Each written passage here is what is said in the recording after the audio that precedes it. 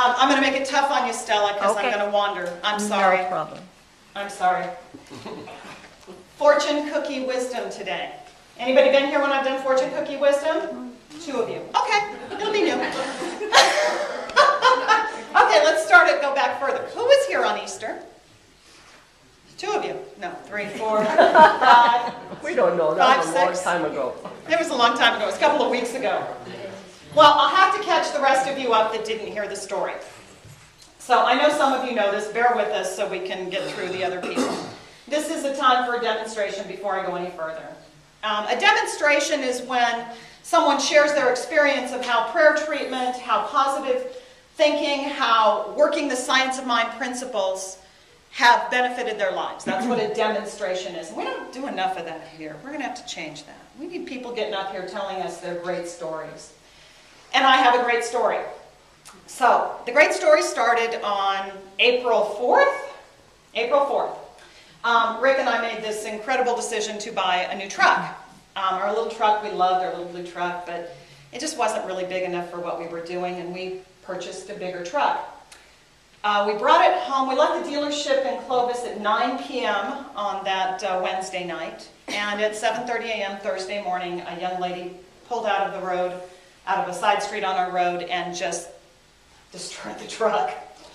There's just no other way to say it. She could not see. Her window was frosted up, so I tell this part of the story as an incredible lesson to all of us who live in this area where we get our windows frosted up on very, very cold mornings. Don't drive with your windows frosted up, because she said, I couldn't see.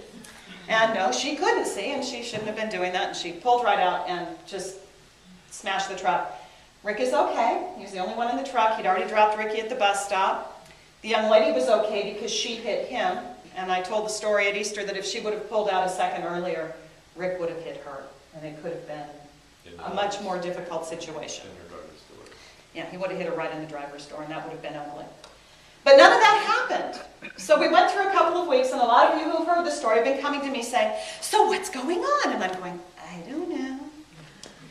I'm just waiting, and it takes time, you know? It takes time to get through these processes. So we got an adjuster who finally came out the following week here in Oakhurst and looked at the truck and said, well, here's the damage. We're going to send it down to whatever place you want it fixed. And we picked a place down in Clovis and said, have it fixed down there. And they took it down there, and she said, no, they got to tear it apart, and there could be more internal damage we don't see. So, you know, the numbers might change. Well, she got a phone call from the collision center in Clovis that said, oh, are the numbers going to change? Oh, dear. So they called her to hightail her butt over there and take a look at it, and she gave us a call Thursday. Yeah, Rick has to prompt me with all these days because I'm lost. I don't know what day it is. I don't know whether I'm coming or going. Thursday, she called and said, oh, you know, after everything that's been said and done, it looks like they're probably going to total it, which is kind of what we'd hoped for anyway. Where are you on Thursday? I was here. I'm getting to this. Do you want to come up and do this?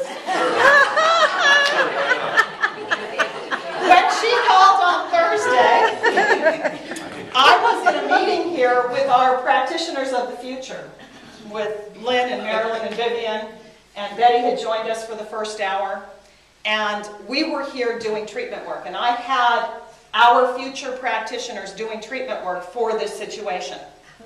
Because all I wanted was divine right action. If they fix it, that it's perfect. If they total it, that everything works out. And I wanted it all done in grace and ease. Kind of what Joanne was talking about. That we stay out of the fuss and the worry. And yeah, you know, we played a roller coaster. I got to tell you, you know, there were times we were very enlightened. And there were times we were very relative. And then we'd become enlightened, and then we'd become relative, because that's really our world. That's what we do. But I had these intern practitioners treating for this situation. So I get home, and it wasn't until the next day that we got the phone call that, yes, it was definite. This was now another department from the insurance company taking care of it. It was decided it was a total loss, and they were going to total the truck. So then we had to play with numbers as to what we got, because we still needed a down payment again for the new truck, and of course, you know, we paid tax and license and a lot of things that we didn't think we'd have any chance of getting any of that recovered. Sitting out there right outside the door is a great big gray Tundra truck. We not only got it all settled, we walked in to the dealership, well, we called the dealership because Rick started searching online immediately. We need another truck, we need another truck. We didn't think they had what we wanted at that particular dealership. He started looking online at other dealerships. We found this cute little red truck. That's not red. Found this cute little red truck that we thought would really work out well. And so we called up and said, we need a dealer trade. And this is when it's going to go down and how it's going to happen. And it was supposed to happen in a week. Because we thought we had to wait for the check to come and all this stuff. So we said it'll take a week. But, you know, we like this little truck. So the guy said, okay. Rick goes back to work. Rick's in the metal shop, working away, and I have to go pick up Ricky from school and take him over to his new employer. He got hired this week. Don't worry, he'll still do odd jobs because I know it's not going to be full-time. It's just going to have to fit in his schedule. And so I'm over there with Ricky, and we come home, and Rick said, we're going to Clovis. And I'm like, what? Can the Jeep make it to Clovis? I mean, we haven't gone down there because we didn't think it was really in good enough shape and didn't want to take that risk. And he goes, yep, we got to go to Clovis. He goes, I'm standing there over this drum, cutting away, and I get this message that I got to call this guy. I got to call this guy, and it wouldn't go away. Rick is very good at listening to messages. So he calls the guy, and he says, now, is this truck still on the market? And the guy said, yeah, until you give me a deposit, anybody can buy this truck. So Rick says, okay, we're going to have to come down and give you a deposit. So I get out of the car when I come back with Ricky and out of the Jeep, and he says, we're going to Clovis. I'm okay. So he showers, and we go down to Clovis. And we get there, and the guy shows us all the information on this truck, which we couldn't really see online. It ends up this cute little red truck had like $10,000 in extras that we quite frankly didn't need or want at all. So it wasn't the truck for us either. So he goes, well, I got this one on the lot. And he goes, you want to see it? We go, okay. We're here. Well, next thing you know, I mean, typical of car salesmen, but you know, this is a dealership we've bought now a third car in a year and a half. So they're kind of being nice to us, but they let us defer the payment until we get the money from the insurance, and we know how much that is. So we were able to drive away with a brand new truck.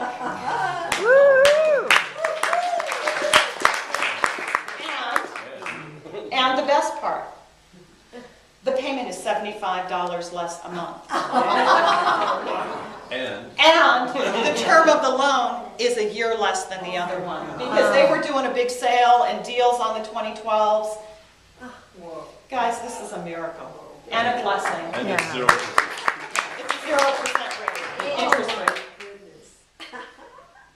Guys, if you stand in truth and you are clear about what you want. I wasn't clear that I wanted the truck fixed or I wanted a new one. I was clear that I wanted this all done easily, effortlessly, in grace and ease.